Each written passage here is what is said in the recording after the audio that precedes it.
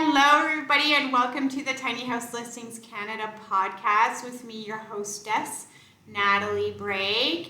And today we have Macey from Macey Built Tiny Homes in Alberta. Hi, Macey. Hi. Hi. This is we're both sort of new to this. Just starting the podcast format, and Macey is normally in the shop working as a builder, hands-on. So please be patient with both of us as we awkwardly talk about really cool things. Welcome, Macey. Thanks for your time. So you're located, I just want to learn a little bit more about your business and let people know about you. So you're located in Alberta in Edmonton, is that correct? That is correct, yes. Awesome. And are you at your office right now, right? I am. And you normally work in the shop? Yeah, I try not to spend much time inside my shop. I mean, inside my office, because I like to be on the tools and getting in there and building and creating. Yeah, cool. So what can you tell me about the history? So you're from Australia, correct? That is correct. And how did you get into building? Just building in general? Oh, I'm actually a master mariner by trade. But my dad was a forest ranger and a carpenter. So I grew up around carpentry and always found it very fascinating. And I have a home renovation company and custom millworks company, and that kind of, I was always in the field of home renovations and such. And then I got involved with tiny homes about 8, 9 years ago, Mm-hmm. and it just fascinated me, and just kind of everything just kind of went from there. And I just love to kind of build, and I love to create, and yeah, it's just pretty awesome. How did you come about tiny homes? How did they come into your world?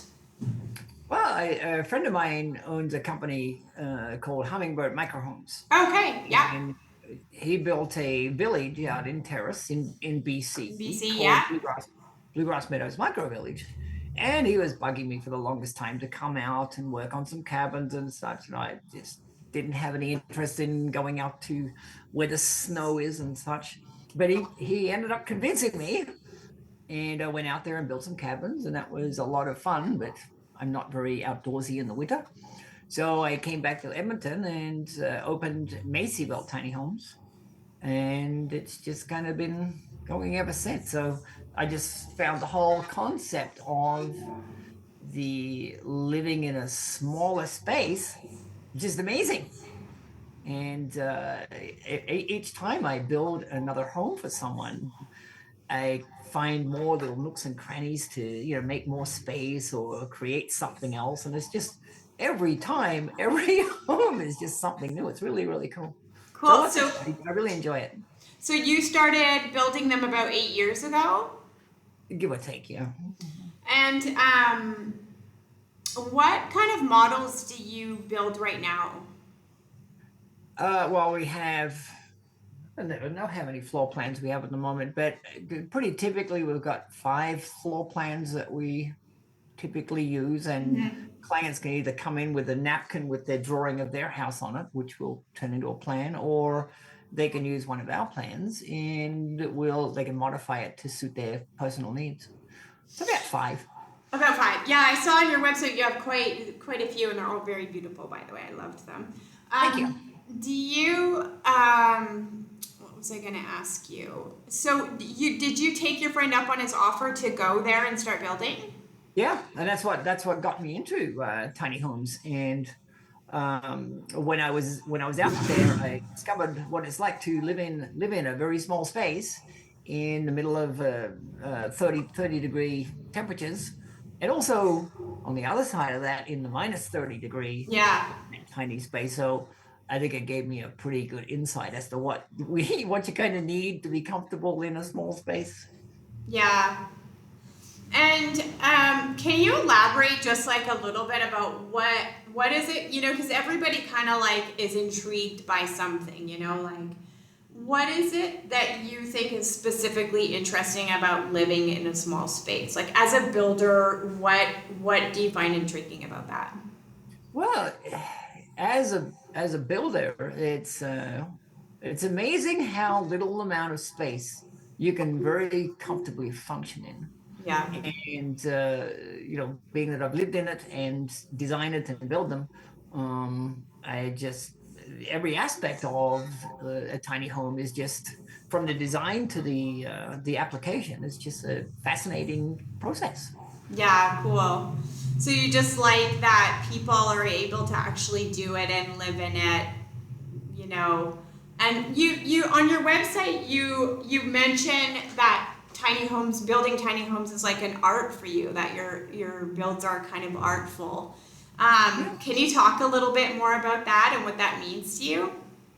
Well, I was born and raised in the country. Like I said, my father was a forest ranger slash carpenter, and I've noticed that as I grow up and been in the industry for many years, I found that a lot of builders are more about just slap some things together, charge as much as you can, and move on to the next one.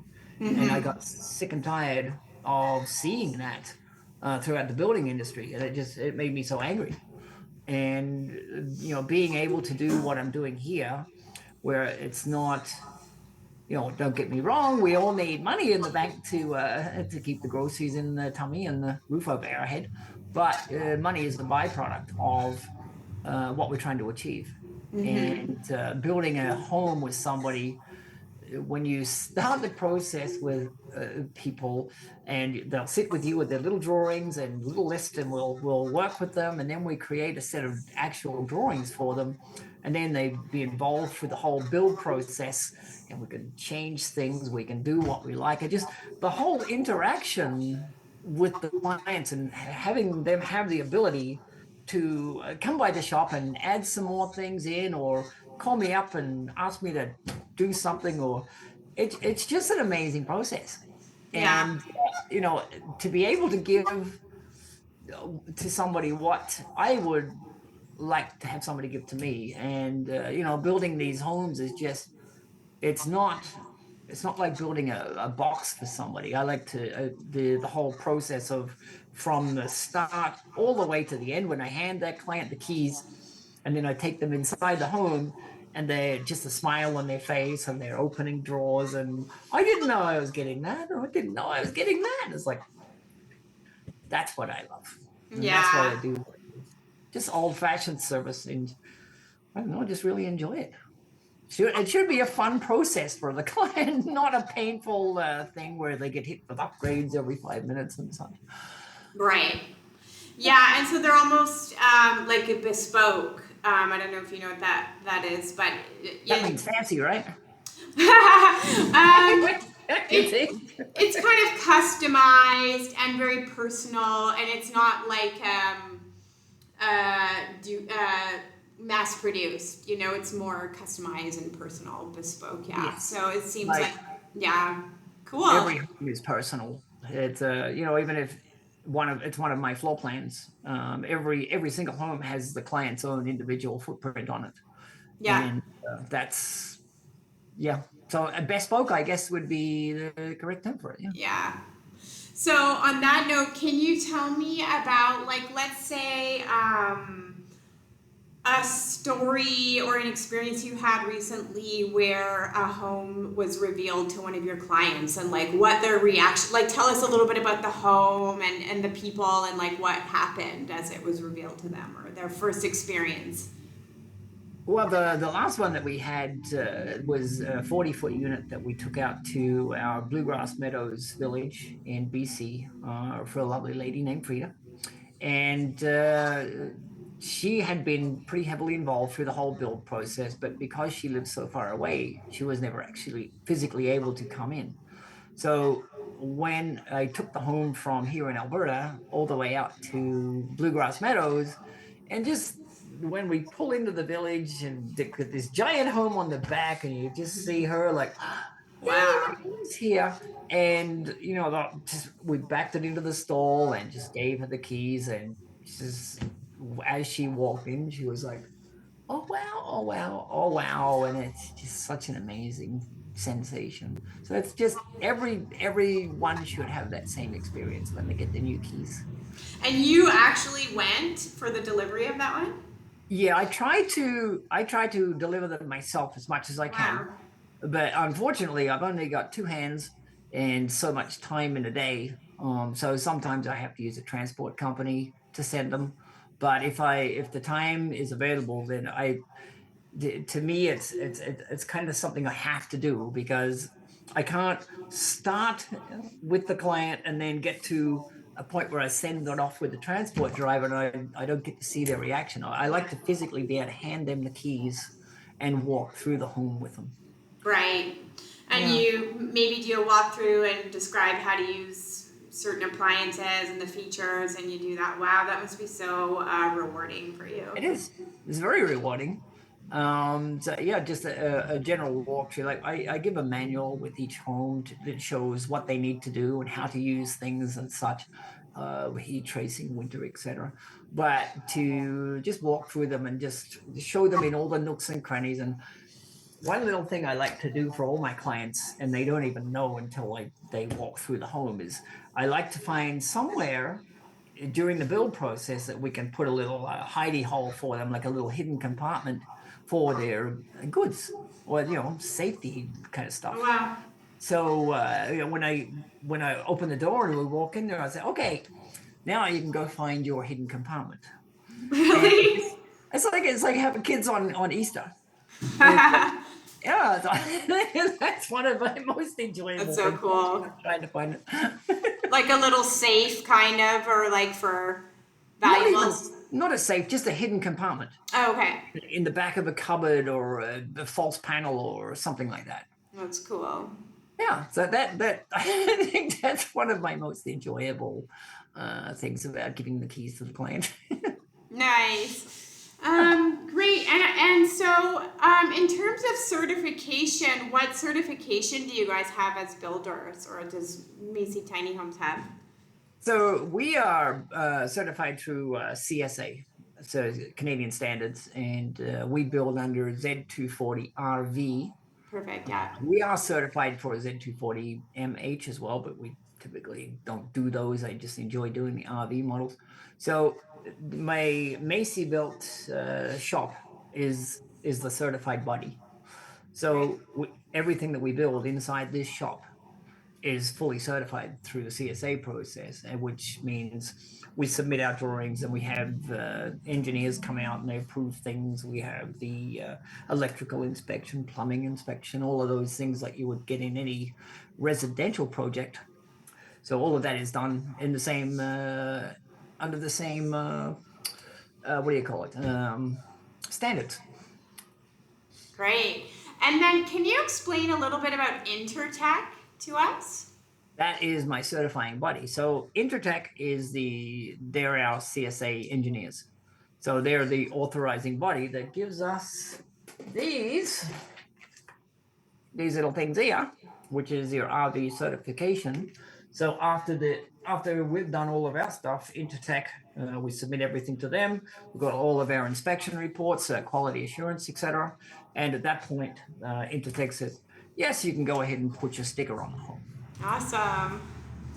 Great. And that's so helpful for people looking to live full time and permanently in their tiny homes. I think it's a very important thing for people when they are looking at moving into a tiny home. Like anybody could build a tiny home. Just get a trailer, stick some wood on it, and off you go down the highway. But having a tiny home that's certified, you really do know that you're getting exactly what you should be getting. Everything's up to code. Everything's built exactly the way it should be, or above those. I like to take the minimum codes and build as high above them as I can possibly get.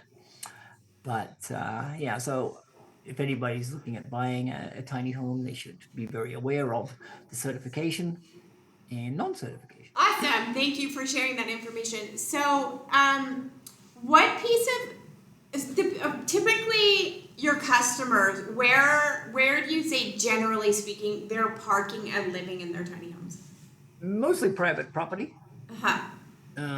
There is a lady up in northern Alberta that's just doing her development, and she asked me for 6 tiny homes.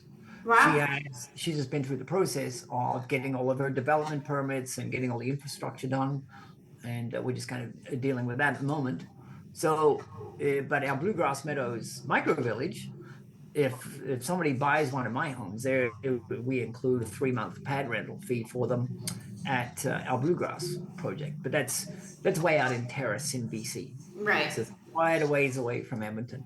But so far, every home that I've sold in Alberta has been on to private property. Okay. And Yeah, so private property, out in the country and such, and maybe living on a friend's acreage or something and parking it there. yeah. So where it comes to private property, again, it's very county and municipality specific. But as long as you have facilities to have that RV on your property, Right. and you're not restricted as to having an RV on your property, then they don't care. You can park an RV and live there all you like. In So in counties in Alberta. yes, Okay. but So there is no general blanket rules for it. Everything's separate. yeah. So when clients call me about, oh, where can I park this? They say, well, where would you like to park it? Where's your Yeah. per? And then have them contact their local county. Okay. Um, yeah, so I'd like to get into more the land development in Alberta eventually to give people more options, but Yeah. at at this point we're still kind of a little fledgling in Alberta, and it's a process. And are there any counties that you can think of at the top of your head that are, easier to live in for tiny homes? Brazo County. How do you say it? Actually, how do you spell it? Brazo, Or Razeau, I think. yeah, that sounds like I'll put a link in the comments here or in the description for that. Brazo County, cool. Well, thumbs up to Brazo County. Yeah. Yeah. Um, and but you have certification to do the manufactured homes as well, which are Yes. yeah, and it's a little So bit easier for people to park and live in those, correct? Because they don't have wheels. that is correct. Yeah, but, with a manufactured home, then you have to deal with the development permits and building permits at the landing site as well. So a little bit of a different beast, and they're a lot bigger, they're a lot wider, and my facility doesn't really have the means to accommodate those giant homes. Mm-hmm. It's we're built to do the RV homes. Mm-hmm. Well, you're obviously very committed to tiny homes. Yes, I do enjoy them, You love them, and yeah. my dog sitting beside me when I'm building, and my music on it. I'm just happy as a clam. Yeah, well, they're fun. I mean, that's why I love them. What they represent, people wanting freedom and, to be able to move around, peace of mind. I mean, I think that the materials that are used, there's not as many petrochemicals like plastic sort of derivatives like there are in RVs. They're more customizable. They feel like a home. They're all season. They represent a movement. If and when we can move them, you kind of have like a passport, to move around. It's a little bit of a passport when a home is on wheels. I mean, so yeah, I get it. I get your passion for them. I think they're super cool. And then all the features that you can add to them that are so beautiful, and also tricky. Like it's tricky to find things that are smaller, right? Like the appliances. Can you talk a little bit about that journey and what it's like as a builder to source your materials? For sourcing material, in all of my homes, that we all have a lot of the tongue and groove pine, which is a natural product. So we put that on all our ceilings as a standard. Mm-hmm. But where it comes to appliances, there's a few different options for depending on location of the kitchen, etc. Whether we can use a full size range or whether we have to use an RV stove, convection microwaves that go above, like they're called an OTR. It's like over the range, so Mm-hmm. they sit above the range. We have the refrigerators that we typically use are like 11 cubic feet because they're more of an apartment size, but they're still quite large. On-demand hot water system, same as an RV. So if we have a bathtub, you have to have the on-demand hot water so that you can fill that thing, and also you don't have that weight of a hot water tank to dragging around as well. Washer and dryer, we have a few different options there. We use the all-in-one vented equator washer and dryer typically because they don't take up much space, and the vented units actually work very efficiently. Where the non-vented ones, you may as well just use them as a paperweight because they're awful. But if we have the room, then we can put in the stacking washer and dryer. But on a tiny home, the biggest restriction is the power supply that you have. Okay. So you can't use a 40-volt dryer specifically, like the typical dryer that you would have in your house. But you can get the same amount of functionality out of a 15 amp 110-volt dryer. They're a little bit more expensive, but you can put them in a smaller space and they require much less power to function. Cool. And what about toilets? Like, what kind of toilets are you generally installing? Uh, Pretty typically, we use the dual flush standard residential toilet. We don't use RV toilets at all because typically in my homes, I don't know about other companies, but my homes generally don't have holding tanks. Okay. So we offer the composting toilets and the Cinderella incinerator toilets and the standard dual flush water toilet. Awesome. So you offer composting toilets as well. And so just to touch on that, when somebody is designing or selecting the features that they want in their home, you kind of sit with them and you have a checklist of what they can go through, and then that kind of comes together in a calculation of what the final price will be for their build. Yes. And then if they have like at what if they want changes along the way? What does that ever happen, or usually you have it all scoped out before? No, nothing ever goes exactly to what we put on the spec sheet Yeah. because as the build starts, people look at their home and think, oh, you know what? Now that I'm physically seeing it, can we move that over there? Can we change that over there? Can we add that or take off that?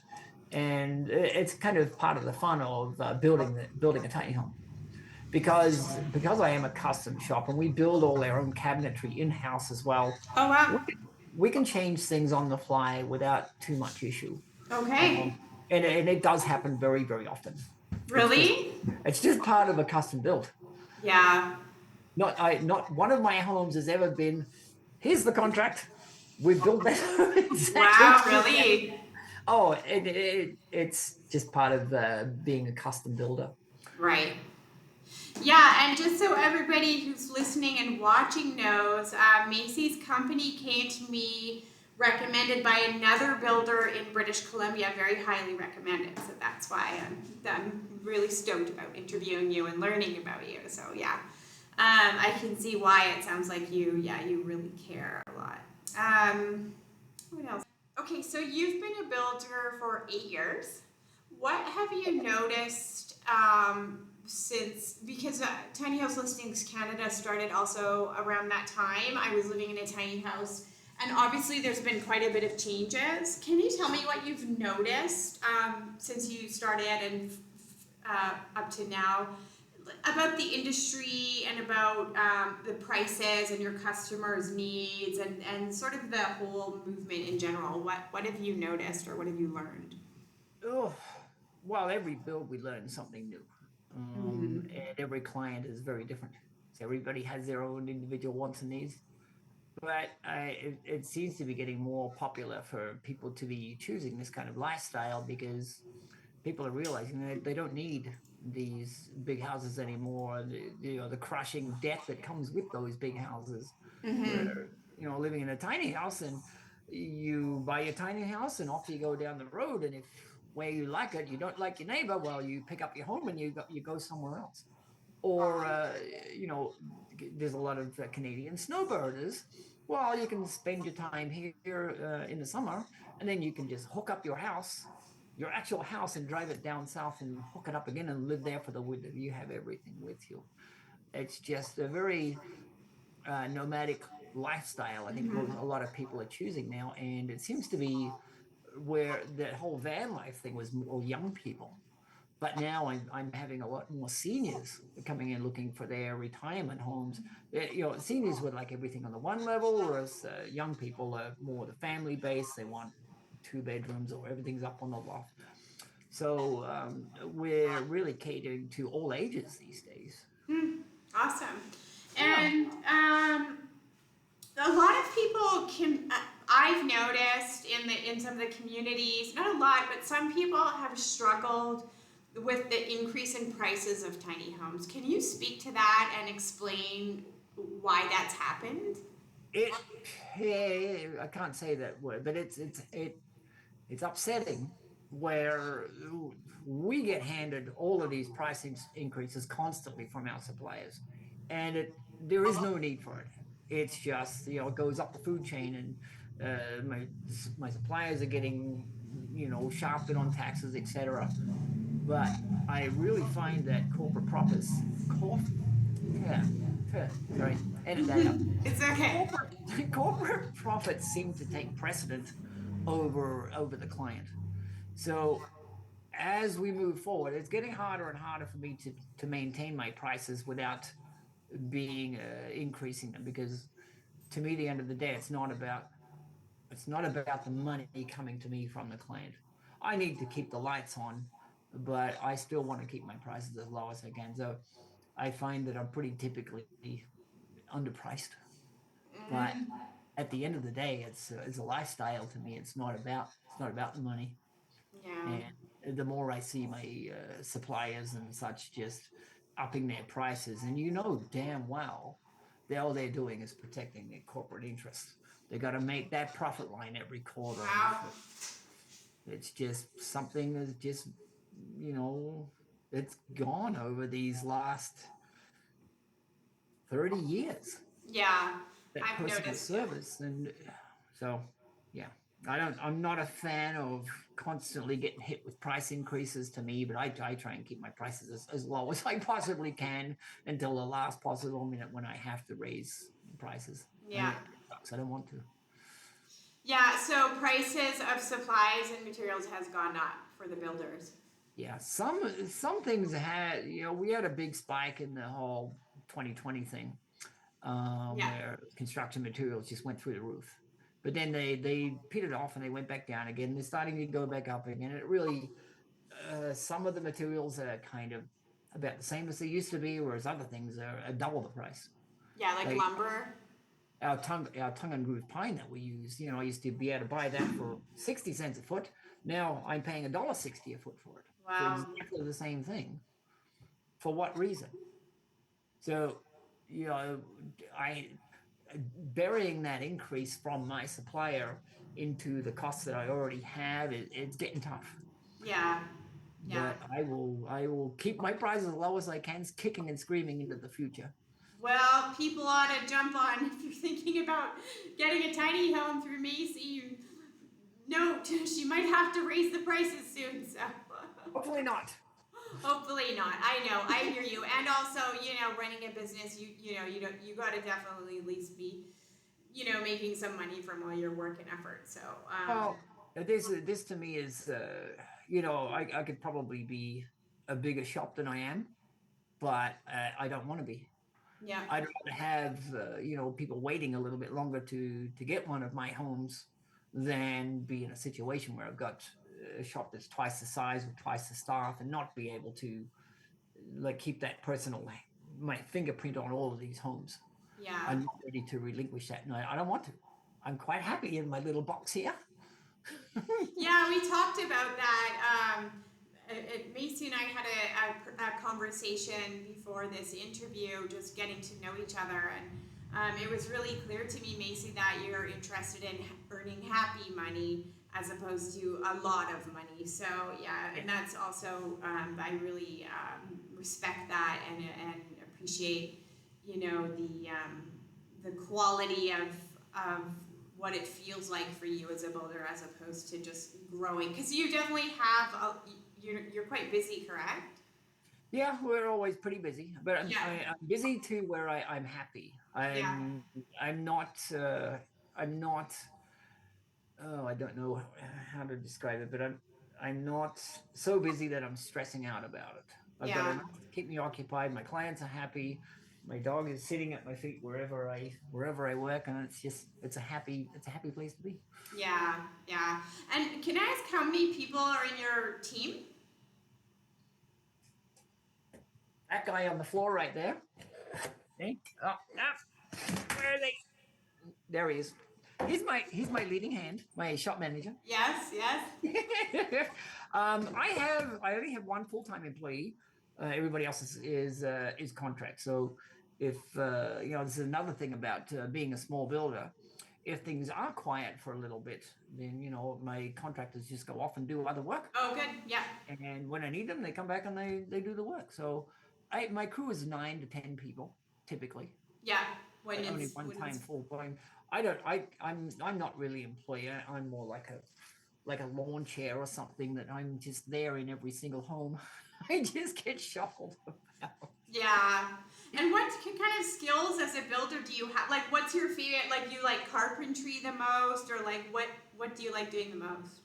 Well, what I enjoy the most is more the finishing carpentry and creating those little nooks and crannies that we were talking about. Right. Um, you know, Pretty much like when you're a tiny home builder like myself, you learn to be, I don't want to say RV tech because they're pretty highly skilled with the electronics and everything.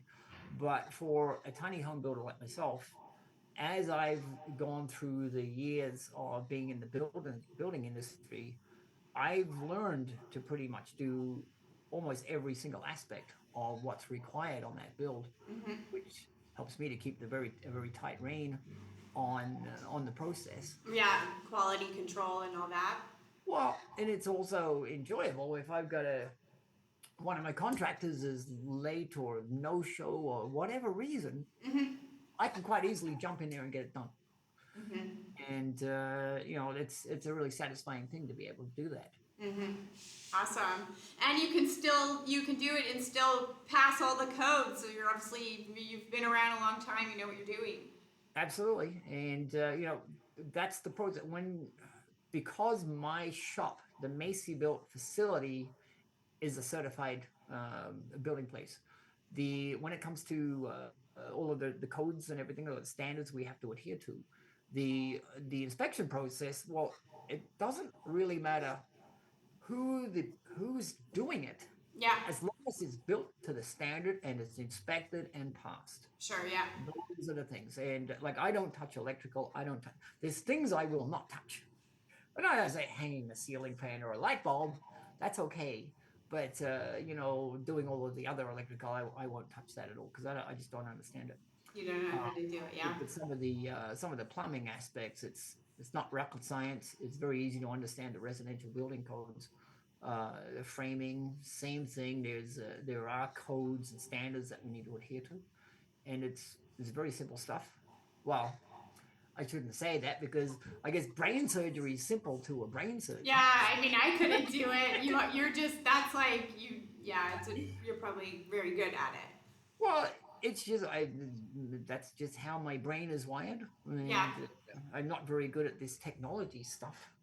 But if you stick a 2x4 and a nail in front of me, I can build you a mansion. Everybody has their skill Awesome. set. That's awesome, Macy. Awesome. Cool. Okay, and what would you say you're excited about, like in the next couple of years as a builder and for the movement across Canada with tiny homes? Oh, nothing really jumping out at me as to what I'd be excited about. Each day I get to work with new people and create new homes. So tomorrow is exciting to me as today was yesterday, Yeah, right? you're I think just I got lost in in that, but general stoked. Yeah, you're just like building the homes and you're gonna keep doing it. yeah, exactly. And giving people the a lifestyle choice that that kind of stuff never gets old, and each time it kind of fills your emotional cup just that little bit more full, Yeah. and then that person passes on and so on down the road. So it's kind of a growing community thing, and it's just an amazing thing to be part of. Nice. Great. And so, just to wrap things up, Macy, is there anything you would like people to know or want to share that I may have missed? Oh, there's probably 1,000 things I'll think of as soon as we get off the Yeah. little dot thing there, but um, the you know what? I don't know. I'm kind of lost for words. Yeah, well, I'll share with people how to get in contact with you. So, how do you like people to get in contact with you? Do you prefer a phone call? Do you prefer an email? It's my dog just shaking there. Do you like people to visit your website? What's the best way to get in touch with you to initiate contact? All of the above. All of the above. And, Okay. and if you're in the neighborhood, just walk on in the back door and say hi. All right. Just Awesome. like And that. you're in Edmonton, you said. Yes. Perfect. Great. And I will put the links to contacting Macey and her team in the description below. And she has amazing, a great website. I love your website. For somebody who's not technically savvy, I know you didn't build your website, but you It's not hired the right my work. person to do it. It looks really, your website's great. Well, I'm sure Alina will be happy to hear that. Yeah, I really like your website. You have great images. Everything is really well explained on there. All your Thank you. contact information, yeah, of course. All your contact information is on the website. So, like Macy said, visit her here. Click the link in the description to find her, and or go pop in. Obviously, not after hours. And we Absolutely after will. hours. Oh, it's like I'm usually at the shop, 7:30 till 7:30 every day. And if somebody walks in here at 7:15 in the evening, well, I'll show them around. We'll have a cup of tea A cup of because tea. it's a lifestyle, right? It's not a business. It is, but it's a lifestyle. So come by Yeah. anytime. I think I can relate to that. Being self-employed, I love what I do, and so it doesn't really feel, it's difficult, and there are time pressures, and there's this and that. But I really love what I do, so I often work into the evening too. So that's great. That's it. When you love it, it's a hobby and it's a job. So Yeah, I'm quite happy here for 12 hours a day. I'm in my little bubble of building, and I'm just in a happy place. yeah. Are you listening to music and podcasts or anything? Like, what do you do when you're really in the zone? Actually, I have my Sonos system. So I sometimes, depending on the mood I'm in, I've got my country playing, or I've got classical, just some hippity boppity or rock and roll. And yeah, so there's always music playing in the shop. That's what I was saying earlier before we started this. Is like, it's strange sitting here without music. Oh, without music, right. Always something playing in the background. Yeah, awesome. Okay, well, thank you so much for your time, Macy, and I'd love to chat with you again in the future. We might get questions from people who want to know more specific, or maybe one time we can do a tour of one of your homes and kind of get a sense of what it's like in your shop when you're in the zone or something. So, Absolutely. Come by yeah. anytime. Okay, awesome. Okay, thank you. Thanks, everybody. Thank you. Okay, bye. Bye bye.